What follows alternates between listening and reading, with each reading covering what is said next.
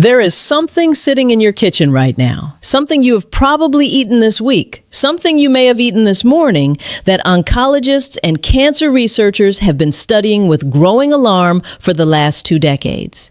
It is not a chemical. It is not a pesticide. It is not something obscure or exotic. It is one of the most common, most consumed, most aggressively marketed food substances in the modern diet. And the research now shows, with a clarity that is difficult to ignore, that this one food does something inside your body after 60 that no senior should be comfortable with. It feeds cancer cells. Not in theory, not in isolated laboratory conditions, in real human bodies, bodies like yours. This food creates precisely the internal environment that cancer cells need to survive, multiply, and spread. Most people are told that cancer is simply a matter of genetics, that if it runs in your family, your fate is largely sealed, and if it does not, you're probably fine. But what if I told you that the food choices you make every single day have a more powerful influence on your cancer risk than your family history does? And that removing one specific food from your diet is one of the single most protective decisions a person over 60 can make for their long-term health. Today, I'm going to tell you exactly what that food is, exactly why it feeds cancer cells at the biological level, and 3 powerful, practical strategies you can begin using immediately to protect yourself. Stick with me to the end because what I share in the final section surprises almost every one of my patients, including those who considered themselves very health conscious. I'm Dr. Isabella Moore, and in nearly 30 years of working with older adults, I have had more conversations about cancer fear than almost any other topic. It is the diagnosis my patients dread most. It is the word that changes everything the moment it is spoken in a doctor's office. And for years, I watched my patients do everything they thought was right, eating salads, taking vitamins, walking every morning, while unknowingly consuming every single day the one substance that cancer cells are most dependent on for their survival and growth. This video is not about fear. I want to be absolutely clear about that. This video is about knowledge, specific, actionable, evidence-based knowledge that puts real power back in your hands. Because after 60, your body's natural cancer defenses are already working harder than they did at 40.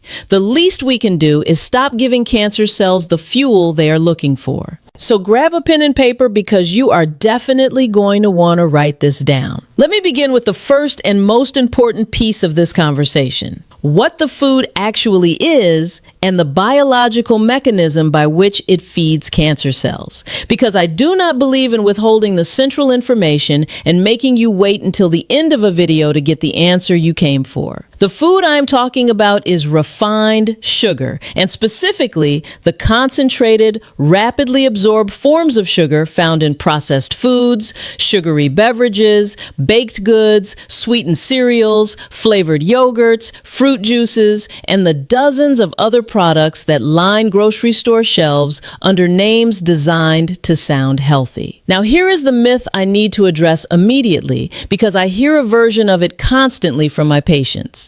Many people believe that sugar feeds cancer cells the same way it feeds every other cell in the body, that it is a general fuel source equally available to all cells, and therefore there is no specific cancer concern.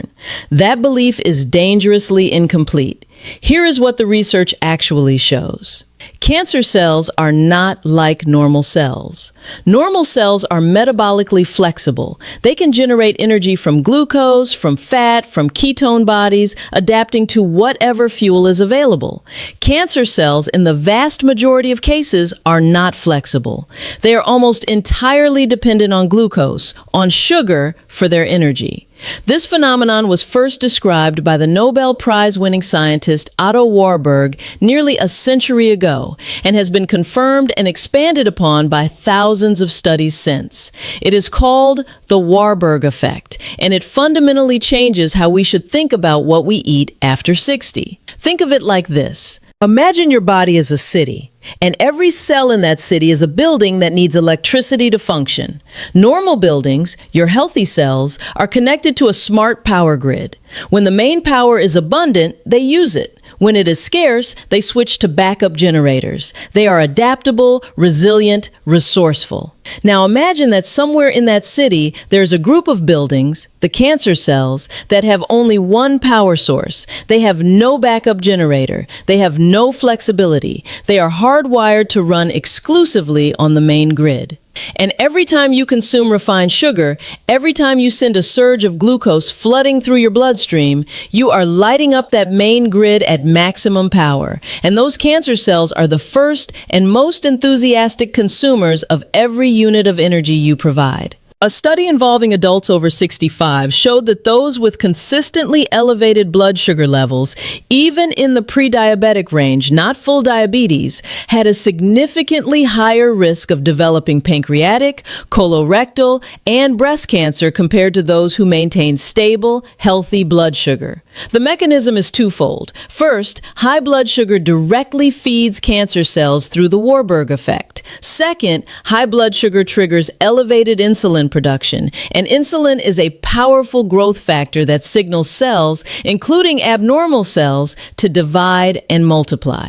Every time you eat refined sugar and your blood sugar spikes, your pancreas releases insulin, and that insulin sends a growth signal through every cell in your body, including any cancer cells that may be present. It is as though you are not only feeding the fire, but simultaneously pressing the accelerator. The practical application of this understanding begins at the grocery store and at your breakfast table. The single most impactful immediate change you can make is to eliminate, not reduce, but eliminate sugary beverages from your daily life. This includes fruit juice, which many seniors consider healthy. An 8-ounce glass of orange juice contains approximately 24 grams of sugar, almost as much as a can of soda. And because the fiber has been removed from the fruit, that sugar enters your bloodstream almost instantaneously, creating exactly the kind of blood sugar spike that feeds cancer cells and triggers insulin surges. Replace fruit juice with whole fruit, an actual orange, an actual apple, where the fiber slows the sugar absorption dramatically and completely changes the metabolic impact. Replace sweetened beverages with water, sparkling water with a slice of lemon, or unsweetened herbal tea. These swaps are simple, they are affordable, and they begin changing your internal biochemistry within days. The second secret weapon I want to share with you today takes the conversation one important step further, because eliminating obvious sugar is only part of the picture, and many of my patients are shocked to discover how much hidden sugar they are consuming in foods they never suspected. I am talking about the sugar that hides in plain sight under 61 different names on food labels, and the specific strategy for identifying and eliminating it that I teach every patient who comes to me concerned about their cancer risk. Here is the myth that keeps people vulnerable. Most seniors who are trying to reduce their sugar intake focus on the obvious offenders: candy, cake, cookies, ice cream. And yes, those foods should be minimized. But the research shows that the majority of refined sugar consumed by adults over 60 does not come from obvious dessert foods. It comes from processed foods that are not perceived as sweet at all. Bread, pasta sauce, salad dressing, flavored oatmeal, granola bars marketed as health foods, low-fat yogurt, canned soups, breakfast cereals that carry heart-healthy labels, barbecue sauce, ketchup. Even some brands of whole grain crackers contain more sugar per serving than a chocolate chip cookie. Think of hidden sugar like carbon monoxide in a house. You cannot see it. You cannot smell it. You have no sensory warning that it is there, but it is accumulating in your body with every meal, quietly creating the internal environment that cancer cells thrive in. The strategy I teach my patients is straightforward and takes less than 30 seconds per food item. When you pick up any packaged food, go directly to the nutrition facts label and find the line that says total sugars.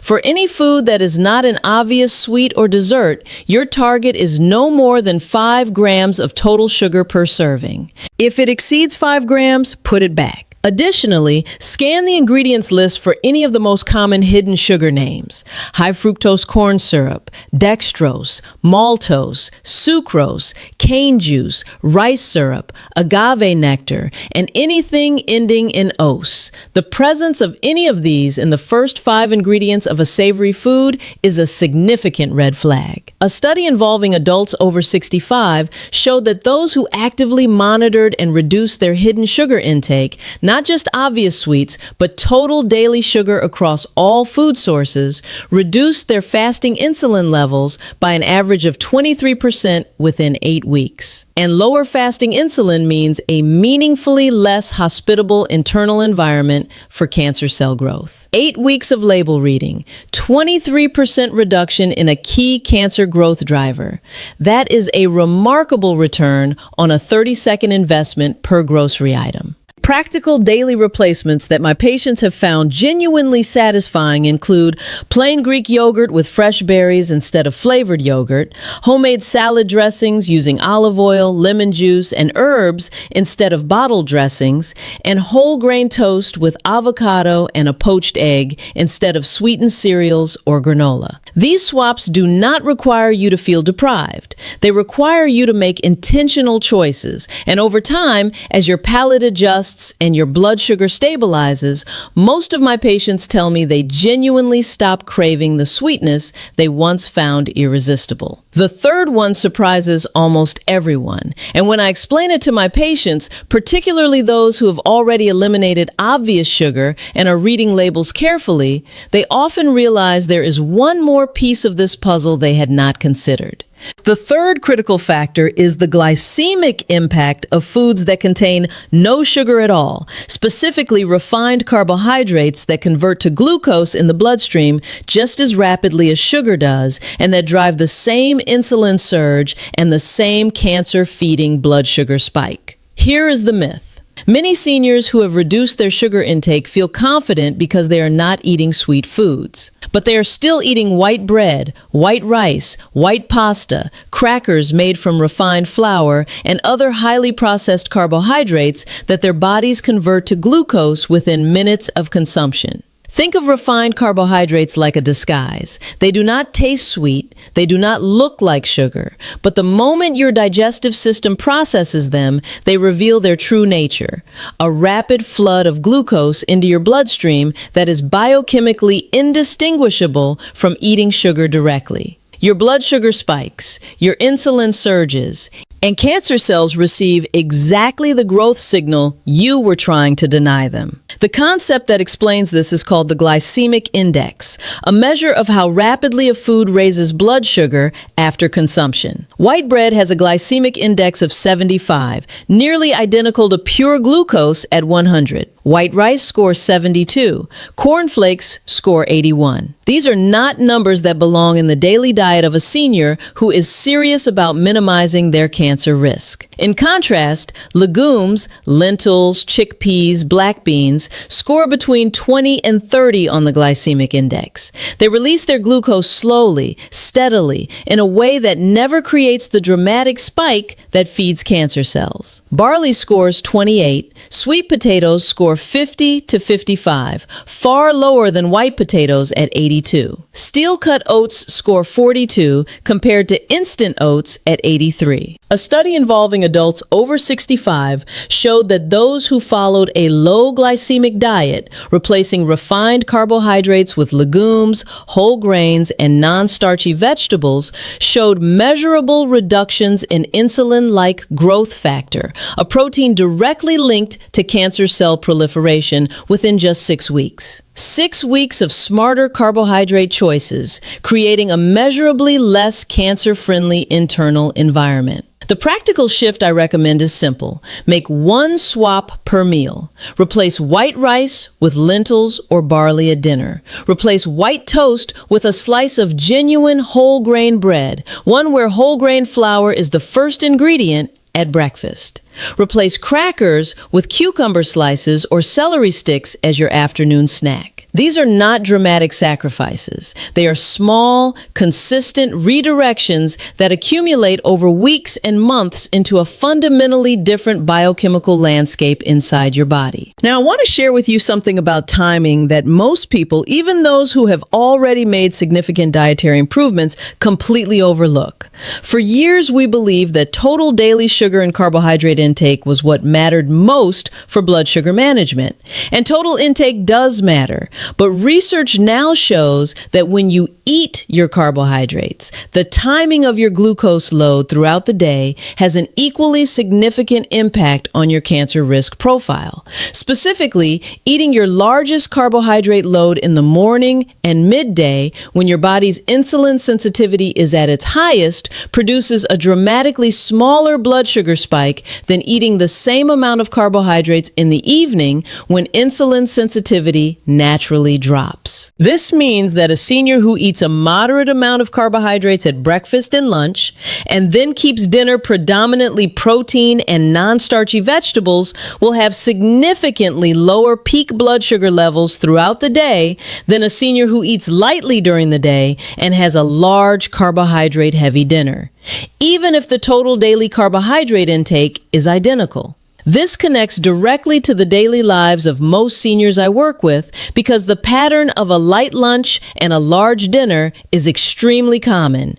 And from a cancer risk perspective, it is one of the most counterproductive eating patterns possible. A simple evening meal of grilled fish or chicken with roasted vegetables and a side salad provides extraordinary nutrition with minimal glucose load.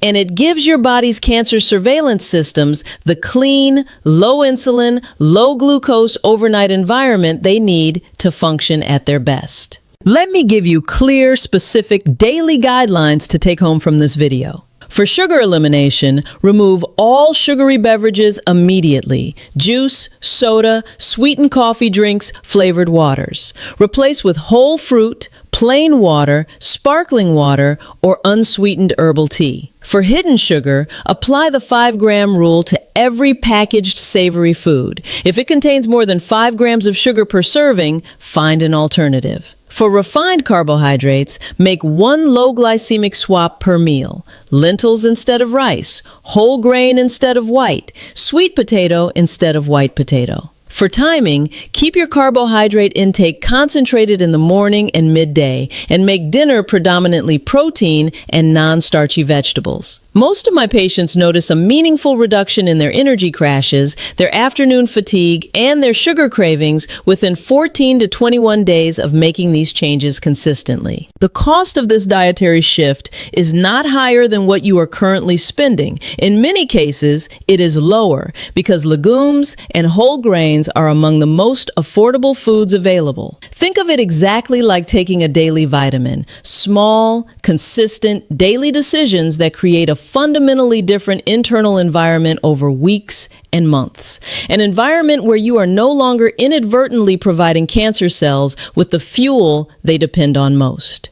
Here's the final combination tip I want to leave you with, the one that brings everything together and amplifies the protective effect of every dietary change I have described. When you combine a low-sugar, low-glycemic diet with gentle daily movement, even a 20-minute walk after your main meal, you create what researchers call a synergistic effect on blood sugar regulation and cancer risk reduction. Exercise makes your muscle cells significantly more efficient at absorbing glucose from the bloodstream, which means less glucose remains available for cancer cells, and your insulin response to every meal you eat becomes smaller and more controlled. A 20-minute walk after lunch or dinner can reduce the post-meal blood sugar spike of that meal by up to 30%. 30% from a gentle walk that costs nothing, requires no gym, no equipment, and no fitness level beyond what most seniors already have. Gardening counts. A slow walk around the block counts. 10 minutes of gentle movement in your living room counts. The biology does not require intensity. It requires consistency. consistency. And when that consistent, gentle movement is paired with the dietary changes I described today, the combined effect on your internal cancer risk environment is genuinely remarkable, far greater than either change alone. Before I close, I want to ask you something, and I genuinely want to hear your answer because I read every comment. Looking at your daily diet honestly, where do you think most of your hidden sugar is coming from? Is it the obvious foods or the ones you never suspected? Leave your answer below and tell me one change you are committing to starting tomorrow. Your honesty might be exactly what someone else in this community needs to take their own first step. And if you have a friend or family member over 60 who has been worried about cancer or who simply wants to make smarter choices for their health, please share this video with them today. The information in it could genuinely change how they eat, how they feel, and how well their body is equipped to protect itself in the years ahead. I'm Dr. Isabella Moore. You have more power over this than you may have been told, and I hope today is the day you decide to use it.